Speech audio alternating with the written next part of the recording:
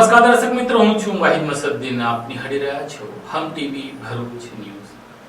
હવે નિહાળીશું આજના મુખ્ય સમાચાર. અંકલેશ્વરમાં યોગી એસ્ટેટમાં ખુશ્બુ ડાયકેમ પ્રાઇવેટ લિમિટેડના ગોદાઉનમાંથી પોલીસ આજે અતિ જ્વલનશીલ કેમિકલ ભરેલા ડ્રમો મળી આવ્યા હતા. પોલીસે 54 લાખનો મુદ્દામાલ કબજે કર્યો હતો. સાથે 2 લોકોની અટક કરી હતી. આ ગોદાઉનના માલિક મુંબઈના દંપતી હોવાનું બહાર આવ્યું છે. અંકલેશ્વર જીઆઈડીસીના યોગી એસ્ટેટમાં આવેલ ખુશ્બુ ડાયકેમ પ્રાઇવેટ લિમિટેડના ગોડાઉનમાં ટેન્કરમાં અત્યંત જ્વલનશીલ કેમિકલ્સનો અનધિકૃત જથ્થો ઉપરાંત કેમિકલ ભરેલા ડ્રમોનો જથ્થો જપ્ત કરી 2 ઇસમને અટકમાં લીધા હતા. જ્યારે ગોડાઉન માલિક દંપતીને વોન્ટેડ જાહેર કરી કાયદેસરની કાર્યવાહી હાથ ધરી છે. અંકલેશ્વર જીઆઈડીસીમાં આવેલ યોગી એસ્ટેટમાં આવેલ પ્લોટ નંબર 25 પાર્ટ 2 માં આવેલ ખુશ્બુ ડાયકેમ પ્રાઇવેટ લિમિટેડના ગોડાઉનમાં અત્યંત જ્વલનશીલ કેમિકલ્સની અધિકૃત જથ્થો અસુરક્ષિત અને ભયજનક રીતે રાખેલો છે અને હાથમાં એક ટેન્કરમાંથી પાઇપ વડે એસિટોન નામનું જ્વલનશીલ કેમિકલ ભરી ગોડાઉનમાં સ્ટોર કરવાની પ્રવૃત્તિ ચાલી રહી છે. બાતમીના આધારે ભરૂચ એલસીબી પોલીસની ટીમે રેડ કરી હતી. પોલીસે કોઈપણ પ્રકારના અગ્નિશામક સાધન સામગ્રી નહીં રાખી લોખંડના તથા પ્લાસ્ટિકના કુલ બેરલ નંગ 298 માં કેમિકલનો જથ્થો, એક ટેન્કર મળી કુલ ₹54.52 લાખનો મુદ્દામાલ જપ્ત કરી વધુ તપાસ શરૂ કરી હતી. પોલીસે આ કેમિકલ અંગે એફએસએલની મદદ લેતા ફોર્મલ્ડીહાઇડ કેમિકલ સિવાયના સ્ટોર કરેલ તમામ કેમિકલ અતિ જ્વલનશીલ હોવાનું જણાવ્યું હતું. પોલીસે અક્ષય પરમારની વધુ પૂછપરછ કરતા મુંબઈ ખાતે રહેતા અશોક મણીલાલ દંડ અને ઉર્મિલા અશોક દંડ કંપનીના માલિક હોવાનું જણાવ્યું હતું અને ગોડાઉન પર અલગ અલગ ટેન્કરોમાંથી કેમિકલના બેરલો ભરી સ્ટોરેજ કરી કંપની માલિકના જણાવ્યા મુજબ અલગ અલગ કંપનીઓમાં મોકલી આપવામાં આવતું હોવાનું જણાવ્યું હતું. પોલીસે 298 નંગ બેરલોમાં તેમજ ટેન્કરમાં રહેલ 50,000 લીટર કેમિકલ કિંમત ₹33.32 લાખ તેમજ 1.15 લાખના 144 લંગ ખાલી બેરલો તથા 20 લાખનું ટેન્કર અને અન્ય સાધન મળી કુલ ₹54.52 લાખનો મુદ્દામાલ જપ્ત કરી તેઓ વિરુદ્ધ અંકલેશ્વર રૂરલ પોલીસ મથકમાં ફરિયાદ દર્જ કરાવી હતી. અંકલેશ્વર તાલુકાના સજોદ ગામના માતાજીના મંદિરમાં અજાણી મહિલા દ્વારા મંદિરમાં તોડફોડ કરી મદિરાપાન કરતી ઘટના સીસીટીવીમાં કેદ થઈ છે.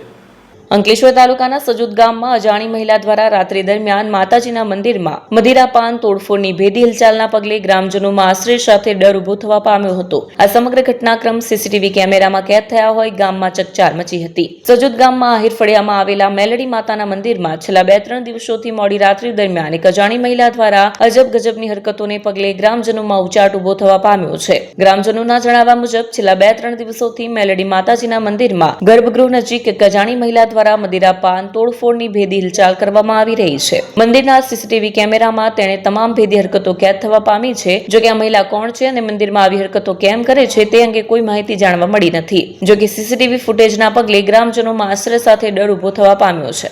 ભરૂચ સિવિલ હોસ્પિટલમાં આવેલ પીએમ રૂમમાં કુલિંગ બંધ થતા અંદર મૂકેલા મૃતદેહ વિકૃત થવાની શરૂઆત થતા સામાજિક આગેવાન દ્વારા મૃતદેહનો અંતિમ સંસ્કાર કરવામાં આવ્યો હતો. જો કે વહેલી તકે આ કુલિંગ સિસ્ટમ શરૂ કરવામાં આવે તેવી માંગ કરી હતી.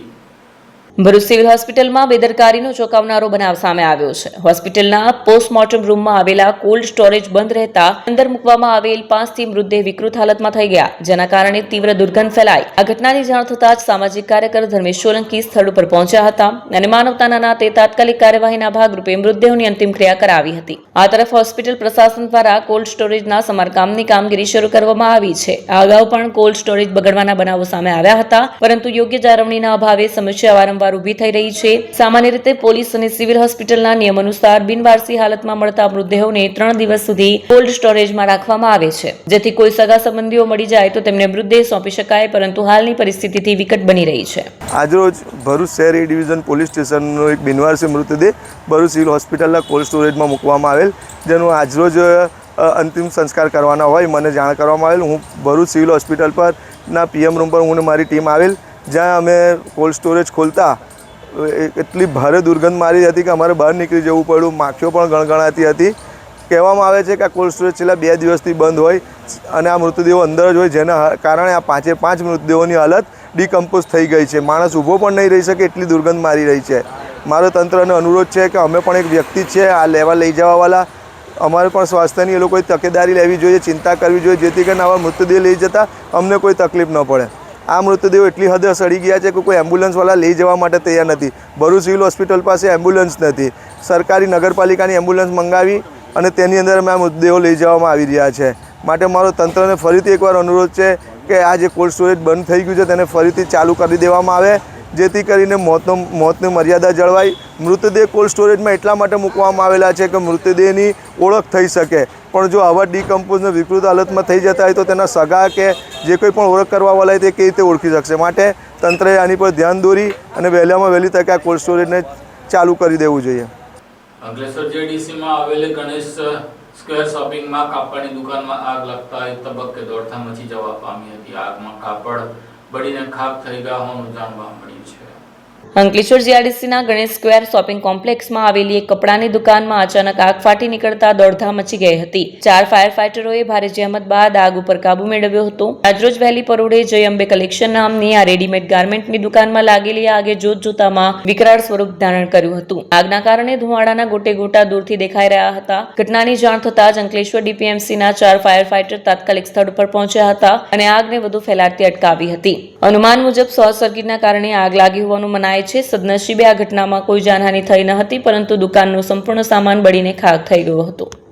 મારું નામ પિયુષ પરમાર છે. અમને જય અંબે કલેક્શનમાંથી કોલ મળેલો ફાયર માટે, અને અહીંયા ફાયર લાગી ગઈ અને લગભગ 12 વાગ્યા જેવો કોલ આવ્યો હતો અને પછી અમે અમારી ડીપીએમસીની ટીમ અહીંયા પહોંચી અને ફાયર.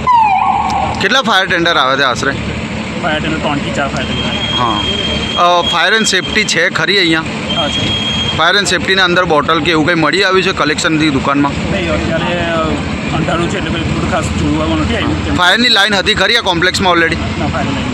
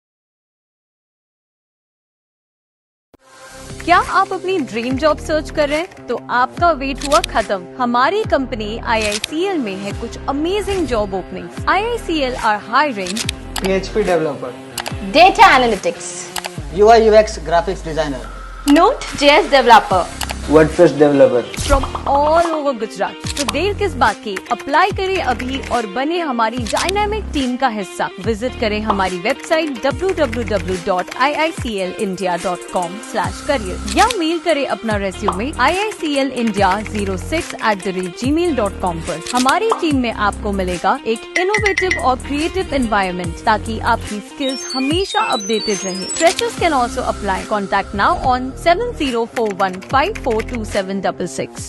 અંકલેશ્વર તાલુકાના ભડકુદરા ગામના યુવાનો દ્વારા નહીં નફો નહીં નુકસાનના ધોરણે ફટાકડા સ્ટોલનો પ્રારંભ કરવામાં આવ્યો છે.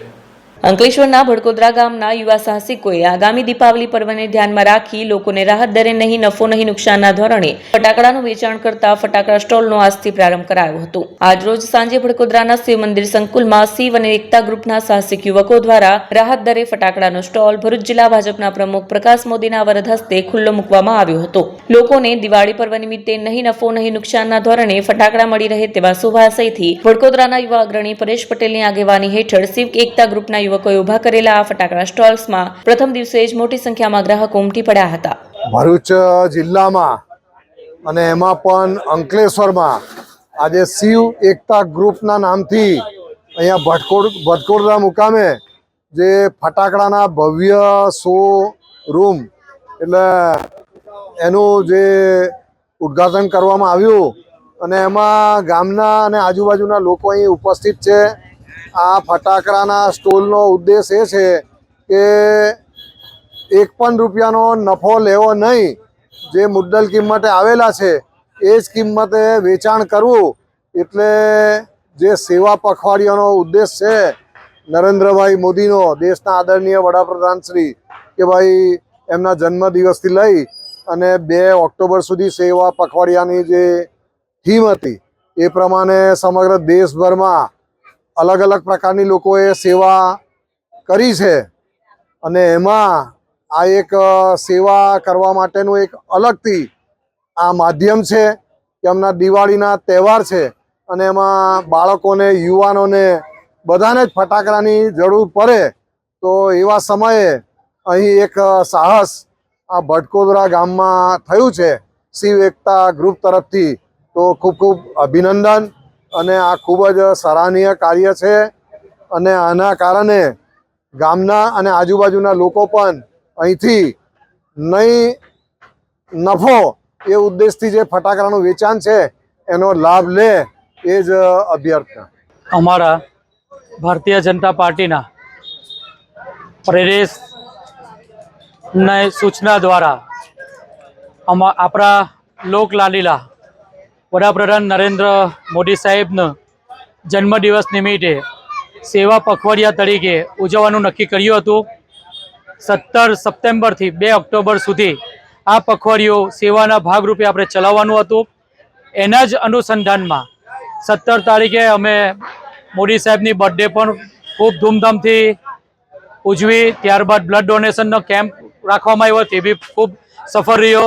ત્યારબાદ અમે ગંગા સ્વરૂપા બહેનોને બોલાવી એમનું સન્માન કરી, એમનું સ્મૃતિ ચિહ્ન આપી એમનું સન્માન કર્યું. એ પણ ખૂબ સરસ પ્રોગ્રામ રહ્યો. અને એની પ્રેરણાથી પ્રદેશનું અમારું શીર્ષ નેતૃત્વ અને અમારા હાલના નવનિયુક્ત અમારા પ્રમુખ, પ્રદેશ પ્રમુખ જગદીશભાઈ વિશ્વકર્માની સૂચનાથી આ એક સેવાનો અવસર મળ્યો છે. અંકલેશ્વરની અમારી જનતા માટે દિવાળીનો શુભ અવસર, કેવી રીતે અમે એમને પ્રેરક થઈએ, કેવી રીતે અમને મદદગારીમાં એમની સાથે આવીએ અને એમને પણ દિવાળી ખૂબ ધૂમધામથી ઉજવાય, એ હેતુથી અમે વિચાર કર્યો અમારો શિવ એકતા ગ્રુપ દ્વારા. અને ત્યારબાદ નક્કી કર્યું કે આપણે એક એવો ફટાકડાનો સ્ટોલ કરીએ કે જેમાં મારા અંકલેશ્વર તાલુકાની દરેક જનતા, ગરીબમાં ગરીબથી લઈને મધ્યમ વર્ગથી લઈને બધાને આનો લાભો મળે. એટલે અમે અમારા એકતા ગ્રુપ, શિવ ગ્રુપ દ્વારા નક્કી કરવામાં આવ્યું કે આપણે ફટાકડાનો સ્ટોલ કરીએ, પણ સ્ટોલ એવી રીતે કરીએ કે જે સેવા થકી થાય. નરેન્દ્ર મોદી સાહેબની ખરેખર બર્થડે જો આપણે ઉજવીએ ને આ સેવાનો લાભ આપણે લઈએ એવું નક્કી કરવામાં આવ્યું છે. અને આજે જે પણ ફટાકડાનું વિતરણ થાય છે એ ફટાકડા અમે શિવ મંદિરના કમ્પાઉન્ડમાં ઊભા છે, શિવ ભોલેનાથના પટાંગણમાં ઊભા છે. આ અમે અહીંયા શિવજીની સાક્ષીએ તમને ખાતરીથી અમે કહીએ છીએ કે આ ફટાકડા ઉપર 10 પૈસા પણ નફો લેવામાં આવવાનો નથી. ખાલી સેવાના ભાવાર્થ માટે જ આ ફટાકડાનો સ્ટોલ કર્યો છે. આ ખૂબ સુંદર મજાનો મંડપ પણ જોઉં છું. આ મંડપ સુદ્ધાના પૈસા બી અમે આ ફટાકડામાંથી કાઢવાના નથી. આ છોકરાઓએ ફાળો કરીને મંડપના પૈસા બી અલગથી કર્યા છે અને 10 પૈસાનો નફો પણ લેવાના નથી. એટલા માટે હું મારી અંકલેશ્વરની મારા જનતાને ખાસ વિનંતી કરું કે આ જે લાવો છે સ્વદેશી, vocal for local, Narendra Modi સાહેબનું જે સૂત્ર છે એ સૂત્રને સાર્થક કરીએ, સેવા થકી સાર્થક કરીએ, એના માટેનો આ સ્ટોલ છે. આપ સૌ બી અહીંયા પધારો અને અહીંયાનો લાવો લેવો અને આપ અહીંયા આવો, અમારો ઉત્સવ વધારો. આવા પ્રોગ્રામ અમે દર વર્ષે કરતા રહીએ એવી જ અભિરચના સાથે વિરમું છું. ભારત માતા કી જય, વંદે માતરમ. આમોદના મેલડી નગરમાંથી મહાકાય અજગરનું રેસ્ક્યુ કરવામાં આવ્યું હતું. આમોદના મેલરીનગર ખાતે ગતરોજ રાત્રિના સમયે મહાકાય અજગર જોવા મળતા પશુપાલકોમાં ગભરાટ જોવા મળ્યો હતો, જેથી સ્થાનિક રહીશ દ્વારા આમોદ વન વિભાગને જાણ કરતા આમોદ વન વિભાગના રેન્જ ફોરેસ્ટ ઓફિસર રમેશ ચૌહાણની સૂચના અને માર્ગદર્શન હેઠળ નેચર સેવિંગ ફાઉન્ડેશનના કાર્યકર અંકિત પરમાર તેમજ હેમંત પરમારે મેલડીનગરમાં છુપાયેલા અજગરને શોધી કાઢી ભારે જહેમત બાદ આશરે 8 ફૂટ લાંબા અજગરનું રેસ્ક્યુ કર્યું હતું. ત્યારબાદ તેને નૈસર્ગિક વાતાવરણમાં મુક્ત કરવામાં આવ્યો હતો. અંકલેશ્વર ઓએનજીસી થી લઈને ત્રણ રસ્તા સર્કલ સુધી ખોદી નાખવામાં આવેલો રસ્તો વહેલી તકે બનાવવામાં આવે તે જરૂરી છે, કેમ કે છેલ્લા કેટલાક સમયથી ખોદી નાખેલા રસ્તાને લઈ ધૂળ ઉડતા વાહન ચાલકો માટે મુશ્કેલીઓ ઊભી થઈ રહી છે. અંકલેશ્વર શહેરના રસ્તાઓ બનાવવા માટે હાલ તો અંકલેશ્વરના ત્રણ રસ્તા સર્કલથી લઈને અંકલેશ્વર ઓએનજીસી બ્રિજ સુધી રસ્તાને ખોદી નાખવામાં આવ્યો છે. મુખ્ય રસ્તો એવો આ સ્ટેટ હાઈવે ઉપર રસ્તો બનાવવા માટે ખોદકામ કરવામાં આવતા અને ત્યારબાદ માત્ર ખાડા પૂરવા કપચી નાખી તેના પર પાણી નાખી દેવામાં આવી રહ્યું છે. જોકે છેલ્લા કેટલાક સમયથી આ રસ્તાનું કામ બંધ હોવાથી હવે વાહન ચાલકો માટે આ રસ્તો માથાના દુખાવા સમાન બની ગયો છે, કારણ કે ધૂળ ઉડતા વાહન ચાલકોને વાહન ચલાવવામાં મુશ્કેલી ઊભી થઈ રહી છે. તો બીજી તરફ ખાડા ટેકરાને પગલે કેટલાક વાહનો તેમાં ખોટકાઈ રહ્યા છે અને પડી રહ્યા છે, જેને લઈને અકસ્માતો થઈ રહ્યા છે. ત્યારે અંકલેશ્વર ત્રણ રસ્તા સર્કલથી લઈને ઓએનજીસી સુધીના રસ્તા ઉપર વહેલી તકે કામગીરી કરવામાં આવે, વહેલી તકે રસ્તો બનાવવામાં આવે તે જરૂરી છે. હાલ તહેવારોના દિવસો ચાલી રહ્યા છે, ત્યારે આ મામલે તાત્કાલિક ધોરણે રસ્તો બનાવવામાં આવે તેવી માંગ ઉઠવા પામી છે. આ સાથે અમે ભરૂચના સમાચાર પૂર્ણ થાય છે. આવતીકાલે ફરી મળીશું. ત્યાં સુધી રજા આપશો. નમસ્કાર.